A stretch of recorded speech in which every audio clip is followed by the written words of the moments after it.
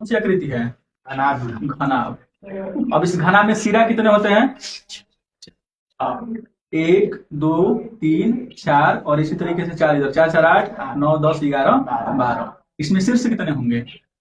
शीर्ष यानी कोना कितने होंगे? 8। एक, दो, तीन, चार और चार नीचे। यानी घनाभ में हम सबसे पहले बात करें, देखिए घनाभ का, घनाभ को क्या बोलते हैं इंग्लिश में? क्यूबॉइड। इसमें शीर्ष कितना होता है? तो शीर्ष होता है 8। इसमें किनारा कितना होता है? किनारा होता है 12। इसके फलक कितने होते हैं? फलक यानी सतह, कितने फलक हैं? 1, 2, 3, 4, 5 और 6। यानी इसके कुल फलक होते हैं 6। अब चलिए इसके बारे में हम सबसे पहले इसका जानते हैं क्या? तो पृष्ठीय क्षेत्रफल। पृष्ठीय क्षेत्रफल यानी कुल पृष्ठीय क्षेत्रफल भी कह सकते हैं, कुल पृष्ठीय क्षेत्रफल।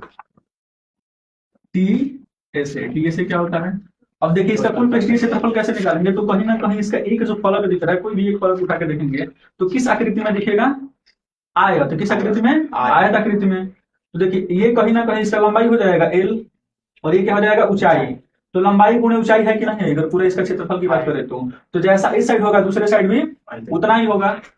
तो एल इंटू एच कितना बार है? 2 बार प्लस। देखिए अब इस वाले में देखिए, ये वाला हाइट हो जाएगा और ये कहीं ना इसके लिए बी हो जाएगा चौड़ाई पे। तो इन दोनों की लंबाई बी इंटू एच हो जाएगा, और जैसा इधर है वैसा इधर भी है, तो 2 बार ये भी हो जाएगा बी इंटू एच।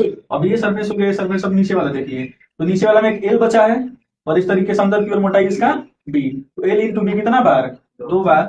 तो प्लस में एल इंटू बी कितना बार हो गया?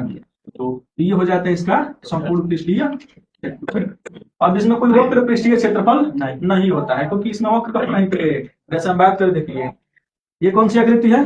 बेलन। तो इस बेलन में दिख रहा है कि हाँ ये वाला भाग वक्र पृष्ठ होता है, लेकिन इसमें इसमें यानी कि घनाभ में कोई वक्र पृष्ठ नहीं होता है।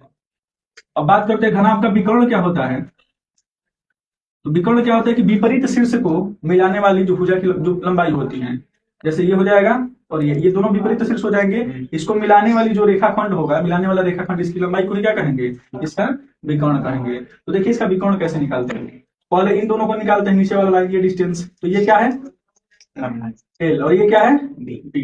तो एल और बी, यहाँ पे 90 डिग्री का कोण बन ही रहा है, तो एल और बी निकालेंगे कोण के रूप में, तो L square plus B square root में निकलेगा, और ये हाइट हो जाएगा।